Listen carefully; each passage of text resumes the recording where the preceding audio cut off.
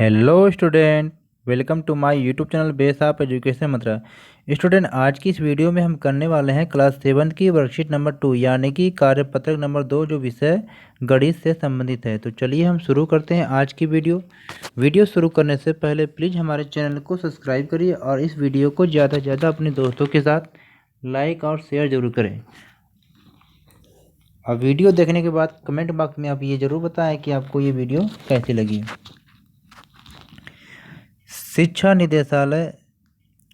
निदेशालय राष्ट्रीय राजधानी क्षेत्र दिल्ली की तरफ से ये दी गई वर्कशीट नंबर 2 है। विषय है गणित, क्लास 7 की ये वर्कशीट है। सभी स्टूडेंट यहाँ पर नाम, यहाँ पर अपने क्लास टीचर का नाम। ये जो हमारी वर्कशीट है 8 अप्रैल 2021 की है। तो हम करने वाले हैं आंकड़ों का संग्रह। तो चलिए हम देखते हैं कौन से आंकड़ों का संग्रह हम करने वाले हैं। आओ दोहराते हैं। डेटा तथ्यों का एक संग्रह है, जैसे कि संख्या, शब्द, माप, अवलोकन या चीज़ों का विवरण। यानी कि जो डेटा होता है, आंकड़ा होता है, ये क्या है? तथ्यों का एक संग्रह है जिसमें संख्या, शब्द, माप, अवलोकन या चीज़ों का विवरण होता है। अब यदि हम अपने मित्रों की रुचि, किसी विषय में उनके अंक या उनके पसंदीदा पोशाक, प्रिय खेल या किसी महीने में उनका जन्मदिन आता है, जानना चाहते हैं, तो हम अपनी ज़रूरत के अनुसार विशेष जानकारी के लिए आंकड़ों का संग्रह करते हैं। जैसे हम अपने कभी किसी दोस्त की रुचि को जानना चाहते हैं कि उसके इस क्लास में कितने नंबर थे, तो सब डाटा हमें क्या है? जानना पड़ता है। तो ठीक इसी प्रकार हमें एक प्रकार का डाटा आपको एकत्रित करना है। तो चलिए देखते हैं कौन सा डाटा एकत्रित करना है। आओ आंकड़े एकत्रित करें। अपने दोस्तों, रिश्तेदारों या परिवार के सदस्यों के साथ आपको क्या करना है? बातचीत करें और जानें कि किस महीने में उनका जन्मदिन पड़ता है। कम से कम आपको क्या है? 15 लोगों से बात करना है। 15 से ज़्यादा हो सकता है, 20-25 कर लीजिए। और सबसे ये पूछना है कि उनका जन्मदिन किस महीने में पड़ता है। उससे अधिक की इच्छा, मतलब 15 से ज़्यादा लोगों से आपसे पूछना है। और इस डेटा की मदद से क्या करना है आपको? नीचे जो तालिका दी गई इसमें आपको भरना है। इस तालिका में आपको क्या भरना है?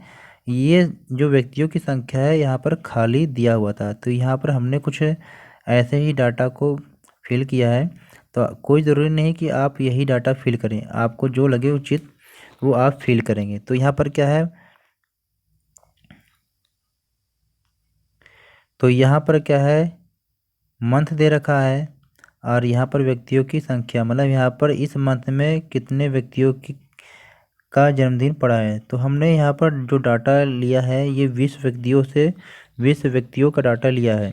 तो हमने यहाँ पर देखा कि जनवरी महीने में एक व्यक्ति का जन्मदिन पड़ता है, फरवरी महीने में 2 व्यक्तियों का जन्मदिन पड़ता है, मार्च महीने में 1 व्यक्तियों का जन्मदिन पड़ता है, अप्रैल महीने में 3 व्यक्तियों का जन्मदिन पड़ता है, मई महीने में 1 और जून में 2। ठीक इसी प्रकार जुलाई में 2, अगस्त में 1, सितंबर में 1, अक्टूबर में 2, नवंबर में 1 और दिसंबर में 3। यानी कि टोटल 20 व्यक्ति थे, जिनमें सबसे क्या है? अप्रैल में 3 व्यक्तियों का जन्मदिन पड़ा और दिसंबर में 3 व्यक्तियों का जन्मदिन पड़ा और जून में 2 और अक्टूबर में 2 और जुलाई में 2 और फरवरी में 2। बाकी क्या है? एक एक एक। चलिए अब देखते हैं। अतः आंकड़ों का संग्रह आंकड़ों से आवश्यक विशिष्ट जानकारी को प्राप्त करने के लिए ध्यान में रखते हुए किया जाता है। यानी कि जो आंकड़ों का संग्रह होता है, कोई विशिष्ट जानकारी को प्राप्त करने के लिए ध्यान में रखते हुए किया या बनाया जाता है। अब यहाँ पर उदाहरण के लिए हम क्लास 7वीं की कक्षा के 20 छात्रों की हॉबी हम इस प्रकार देखते हैं। अब क्या है यहाँ पर?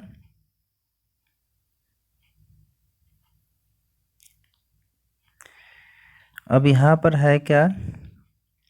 RWSSWRWRRSRWSS RSS।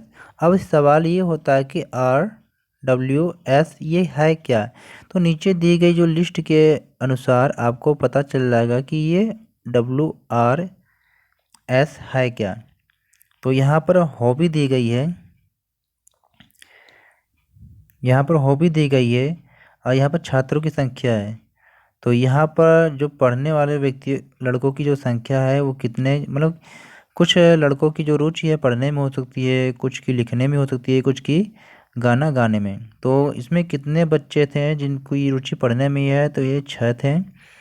और लिखने में जो रुचि थे ये 5 बच्चों की थी, और गाना गाने में ये 9 बच्चों की रुचि थी। तो टोटल कितने बच्चे थे यहाँ पर, टोटल जो बच्चे थे हमारे कितने थे यहाँ पर, 20। अब यहाँ पर हम देखते हैं कि R का मतलब होता है पढ़ना, और W का अर्थ होता है लिखना, S का मतलब होता है गाना। तो यहाँ पर हमने देखा कि कुछ बच्चों की जो रुचि पढ़ने में है, कुछ बच्चों की रुचि लिखने में है, कुछ बच्चों की जो रुचि है गाना को गाने में। तो अब चलिए कुछ अभ्यास करते हैं। 10 लड़कियों की ऊंचाई सेंटीमीटर में मापा गया था और परिणाम निम्नानुसार है: 135, 150, 139, 128, 151, 132, 146, 149, 143, 141। अब क्वेश्चन फर्स्ट है कि सबसे ऊंची लड़की की ऊंचाई क्या है, यानी कि सबसे जो बड़ी ऊंची लड़की है उसकी ऊंचाई क्या है। तो यहाँ पर क्या है, जो सबसे ऊंची लड़की है इसकी ऊंचाई क्या है, 151 सेंटीमीटर। अब यहाँ पर क्या है कि सबसे छोटी लड़की की जो ऊंचाई पूछी गई है, तो सबसे छोटी लड़की की जो ऊंचाई है वो कितनी है, वो 128 सेंटीमीटर है। अब क्वेश्चन है कि सबसे छोटी, तो यहाँ पर सबसे छोटी नहीं रहेगा, यहाँ पर क्या है, सबसे बड़ी। तो यहाँ पर आप लिख लीजिएगा कि सबसे क्या है, सबसे बड़ी लड़की की ऊंचाई से छोटी लड़की की ऊंचाई क्या है, घटाना है। तो यहाँ पर सबसे बड़ी लड़की की जो ऊंचाई है 151 सेंटीमीटर, और सबसे छोटी लड़की की ऊंचाई 128। तो जब इसमें हम माइनस करेंगे तो कितनी, 23 सेंटीमीटर आएगा। अब यहाँ पर आपको देखना है, अरे अधिकतम से न्यूनतम का घटाव हमें देता है। इसे हम करते हैं क्या है, रेंज करते हैं या परिसर, यानी कि अधिकतम से जब हम न्यूनतम को घटाते हैं तो इसे जो भी प्राप्त होता है उसे हम क्या, रेंज या परिसर कहते हैं। तो इसे आप जानें कि परिसर मतलब होता है अधिकतम में से न्यूनतम को घटाते हैं। तो आई होप इस वर्कशीट को हमने बहुत इजीली तरीके से कंप्लीट किया। तो प्लीज़ हमारे चैनल को सब्सक्राइब करिए और हमारी वीडियो को अपने दोस्तों के साथ शेयर करिए और ज़्यादा से ज़्यादा लाइक करिए। Okay, take care, good bye.